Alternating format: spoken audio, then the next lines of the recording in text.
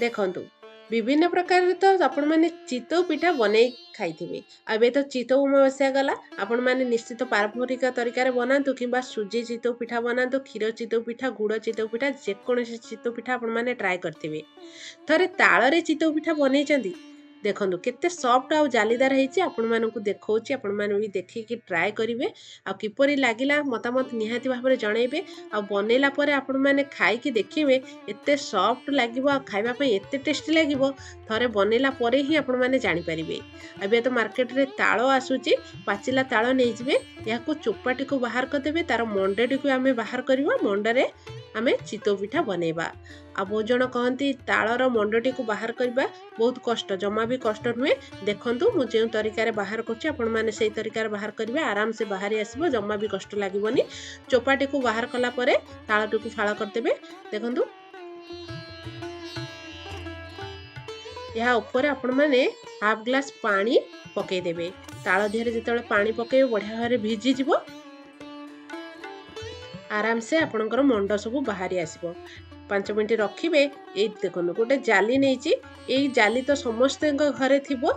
ଏଇ ଜାଲି ଉପରେ ଆପଣମାନେ ଭିଜେଇକି ରଖିଥିବା ତାଳଟିକୁ ଆଣିକି ଏଇଭଳି ଭାବରେ ହାଲକା ହାଲକା ଗ୍ରେଟ୍ କରିବେ। ଦେଖିବେ ମଣ୍ଡ ଆପେ ଆପେ ତଳକୁ ବାହାରି ଆସିବ। ମାନେ କାକରା ପିଠା ବନାନ୍ତୁ କିମ୍ବା ଏଣ୍ଡୁରି ପିଠା ବନାନ୍ତୁ, ପୋଡ଼ ପିଠା ବନାନ୍ତୁ, ଯେକୌଣସି ପିଠା ବନେଇବେ ବହୁତ ବଢ଼ିଆ ଲାଗିବ। ବରା ମଧ୍ୟ ବନେଇଲେ ବହୁତ ଟେଷ୍ଟି ଲାଗେ। ନିହାତି ଭାବରେ ଟ୍ରାଏ କରିବା। ଆପଣମାନଙ୍କ ସହିତ ମୁଁ ବି ତାଳର ପୋଡ଼ ପିଠା ରେସିପି ସେୟାର କରିଛି। ଯଦି ଆପଣମାନେ ଚାହାନ୍ତି ତାହେଲେ ଲିଙ୍କ ଦେଇଦେବି, ଆପଣମାନେ ଦେଖିପାରିବେ। ଦେଖନ୍ତୁ ମୁଁ ଜାଲିଟିକୁ ଉଠେଇକି ଦେଖଉଛି, ଦେଖିଲେ ତ କେତେ ବଢ଼ିଆ ଭାବରେ ମଣ୍ଡ ସବୁ ବାହାରି ଆସିଲା। ଜମା ବି କଷ୍ଟ ନୁହଁ। ଟିକେ ସମୟ ଆପଣମାନେ ଭିଜେଇ ଦେବେ, ତାପରେ ଆପଣମାନେ ଏଭଳି ଭାବରେ ଜାଲି ଉପରେ ରଖିକି ଭଲକି ଟିକେ ଗ୍ରେଟ୍ କରିଦେବେ। ଆରାମସେ ବାହାରି ଆସିବ, ଜମା ବି କଷ୍ଟ ନୁହେଁ। ଦେଖନ୍ତୁ ତିନିଟାଙ୍କୁ ଭଲ ଭାବରେ ଗ୍ରେଟ୍ କରି ନିଆଯାଇଛି। ତାଳର ମଣ୍ଡ ସବୁ ବାହାରି ଆସିଛି। ଆଉ ଅଧିକ ପାଣି ଦେବେନି, ପାଣିଆ ଜମା ବି କରିବେନି। ଏଭଳି ଭାବରେ ଆପଣମାନେ ବହଳିଆ ବହଳିଆ ରଖିବେ। ମଣ୍ଡକୁ ଗ୍ରେଟ୍ କରିସାରିଲା ପରେ ଆପଣମାନେ ପିଠା ପାଇଁ ବ୍ୟବହାର କରିବେନି। ଏଥିରେ ଟିକେ ସୂତା ଅଂଶ ରହିଯାଇଥିବ, ସେଥିପାଇଁ ଆପଣମାନେ ଷ୍ଟ୍ରେନର ସାହାଯ୍ୟରେ ଛାଣିଦେବେ। ଛାଣିଲା ପରେ ଆପଣମାନେ ଏହାକୁ ଷ୍ଟୋର କରିକି ରଖିପାରିବେ। ଦେଖନ୍ତୁ ମୁଁ ଏଠି ଷ୍ଟ୍ରେନର ଉପରେ ମଣ୍ଡ ସବୁକୁ ଦେଇଦେଇଛି। ଏହାକୁ ଭଲ ଭାବରେ ଟିକେ ଛାଣିଦେବା। ଯଦି କିଛି ଅସନା ରହିଯାଇଥିବ ତାହେଲେ ବାହାରି ଆସିବ।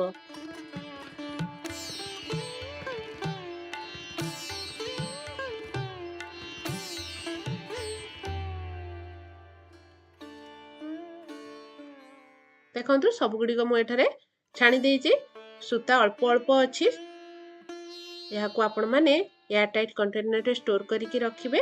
ଯେତେବେଳେ ପିଠା ବନେଇବେ ସେତେବେଳେ ଆପଣମାନେ ଏହାକୁ ବ୍ୟବହାର କରିବେ। ଅଧିକ ଦିନ ରଖିବେନି, ଖରାପ ହେଇଯିବ। ମଣ୍ଡ ତ ଆମର ବିଲକୁଲ ରେଡି ହେଇଗଲା। ଏବେ ଚାଲନ୍ତୁ ଚିତଉ ପିଠା ପାଇଁ ମୁଁ ଏଠାରେ ଚାଉଳ ଭିଜେଇକି ନେଇଯାଇଛି। 1 କପ୍ ଚାଉଳ ମୁଁ ଏଠାରେ ଭିଜେଇକି ନେଇଛି। ଆପଣମାନେ 6 ରୁ 7 ଘଣ୍ଟା ଭଲ ଭାବରେ ଚାଉଳକୁ ଭିଜେଇ ଦେବେ। ପିଠା ଅରୁଆ ଚାଉଳ ନେଇଛି, ଆଉ ଏଇ କପ୍ରେ ମୁଁ 1 କପ୍ ମାପିକି ନେଇଛି। ଏଇଥିରେ ହିଁ ସବୁ ଜିନିଷ ମାପିକି ନେବା। ହେମଦସ୍ତା ଦିହରେ ହାଫ ଚାମଚ ଗୋଲମରିଚ ଆଉ 3 ରୁ 4ଟି ଆପଣମାନେ ଗୁଜୁରାତି ଦେଇଦେବେ। ଗୋଲମରିଚ ଗୁଜୁରାତିକି ଦରଦରା କରିକି ଟିକେ ଛେଚିଦେବା, ଯାହାଫଳରେ ଗ୍ରାଇଣ୍ଡିଙ୍ଗ କଲାବେଳେ ବଢ଼ିଆ ଭାବରେ ଗୁଣ୍ଡ ହେଇଯିବ। ହାଲକା ହାଲକା ଦରଦରା କରିକି ଆପଣମାନେ ନେଇଯିବେ। ବ୍ଲେଣ୍ଡିଂ ଜାର୍ ଦେହରେ ପାଣିରୁ ଛାଣିକି ଆପଣମାନେ ଚାଉଳକୁ ଦେଇଦେବେ। ଚାଉଳକୁ ଟିକେ ଧୋଇଦେବେ, ଧୋଇକି ପାଣିରୁ ଛାଣିକି ବ୍ଲେଣ୍ଡିଂ ଜାର୍ ଦେହରେ ଦେବେ। ପାଣି ଜମା ଏକ୍ସଟ୍ରା ଦେବେନି। ଭଲକି ଛାଣିକି ନିଗାଡ଼ିକି ଆପଣମାନେ ଚାଉଳକୁ ଦେଇଦେବେ। ଛେଚିକି ରଖିଥିବା ଗୋଲମରିଚ, ଏହା ସହିତ ଗୁଜୁରାତିକି ମଧ୍ୟ ଦେଇଦେବା। ସେମ୍ କପ୍ରେ ହାଫ କପ୍ ମୁଁ ଏଠାରେ ନଡ଼ିଆ କୋରା ଦେଇଛି। ଏହା ସହିତ ପାଣି ମଧ୍ୟ ହାଫ କପ୍ ଦେବା। ଦେଖନ୍ତୁ ଯେଉଁଥିରେ ଆପଣମାନେ ଚାଉଳ ମାପିକି ନେବେ ନା, ସେଇଥିରେ ସବୁ ଜିନିଷ ମାପିକି ଦେବେ। ପାନମଧୁରୀ ହାଫ ଚାମଚ ନେଇଛି। ଏହାକୁ ଚିକଣ କରିକି ବାଟି ଆଣିବା। ବେଶୀ ପାଣିଆ କରିବେନି। ବେଶୀ ପାଣିଆ କରିଦେଲେ ଆମେ ତାଳର ମଣ୍ଡ ବ୍ୟବହାର କରିବା, ଅଧିକ ପାଣି ହେଇଯିବ। ଅଧିକ ପାଣି ହେଇଗଲେ ଭଲ ଲାଗିବନି। କ୍ଷୀର ବି ବ୍ୟବହାର କରିବା। ସେଥିପାଇଁ ଆପଣମାନେ ଚାଉଳକୁ ଟିକେ ବହଳିଆ ବହଳିଆ କରିକି ବାଟିବେ।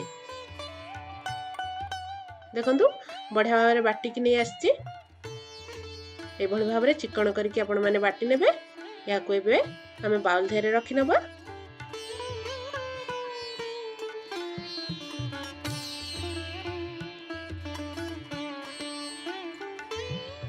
चाउल बटा तो आमर बिल्कुल रेडी हो गला।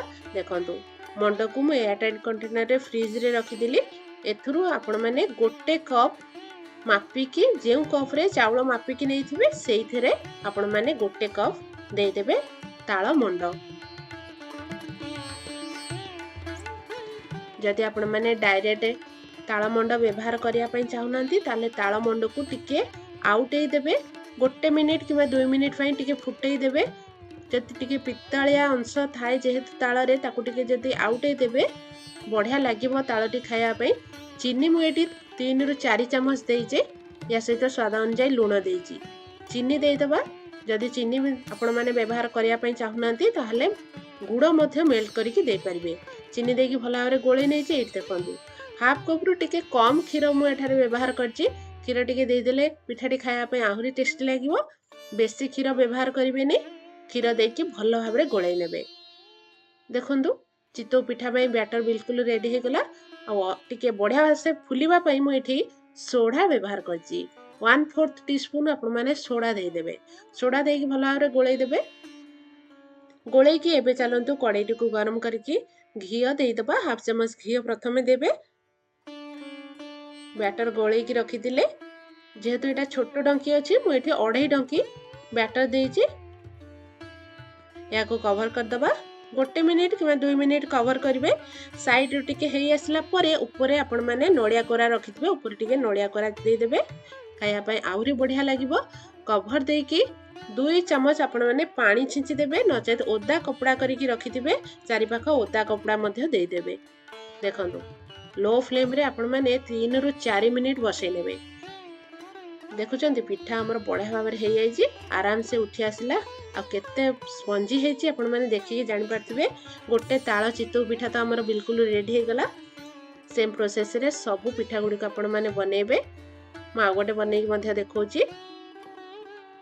या को कवर कर दबा। मैंने 2 मिनिट पे या को कवर कर देबे। 2 मिनिट परे टिके हेई आसला परे कवर टी को बाहर करके नडिया कोरा रखिथिले ऊपर टिके नडिया कोरा दे दबा। खाइबा पई बहुत बढ़िया लागिवो। आउ थरे कवर करके 2 चम्मच पानी आपण माने या ऊपर छिंची देबे। जा फळे रे पिठाटी बढ़िया से सिझी जिवो। गैस रो फ्लेम को लो करी 3 रु 4 मिनिट लो फ्लेम रे बसै नेबे। देखंतु पिठा हमर आउ गोटे मध्य रेडी हो गला। ताळ चितौ पिठा बिल्कुल हमर रेडी हो गला। आ खाइबा पई बहुत बढ़िया लागिवो। एबे तो ताळर सीजन चलची। पाचिला ताळ बहुत मार्केट रे पडुची। आपण माने जदी घर को पाचिला ताळ आनुचंती ए पिठाटी को निहाती भाबरे ट्राई करंतु। आ बहुत बढ़िया लागिवो। ताळ जो माने खाउ नाहंती से माने भी खाइ के प्रशंसा करिवे। बहुत टेस्टी लागिवो। निहाती भाबरे ट्राई करिवे। आ किपरि भाबरे बनेबे आपण मान तो देखिले। सेम प्रोसेस रे सब पिठा गुडी को आपण माने बनै नेबे। गोटे परे गोटे रेडी कर नेबे। देखंतु मु एठारे 4टी ताळ चितौ पिठा बनै नेछि। देखिया तो एकदम बढ़िया लागुची। आ खाइबा को बहुत बढ़िया लागिवो। निहाती भाबरे ट्राई करिवे। देखंतु मु गोटे भांगी के आपण मान को देखौची। आ देखंतु केते सॉफ्ट बनिची। पछपटे भी पूरा जालीदार बनची। गोटे भांगी के मध्य देखौची केते सॉफ्ट बनिची जालीदार बनिची। आपण माने देखिके जानि पाथिबे। खाया को बहुत बढ़िया लागिवो। निहाती भाबरे ट्राई करिवे। भलो लागितले लाइक शेयर निश्चित करनेबे। चैनल को सब्सक्राइब करनेबे। पेज देखतिले पेज को फॉलो करनेबे। रहिली नमस्कार।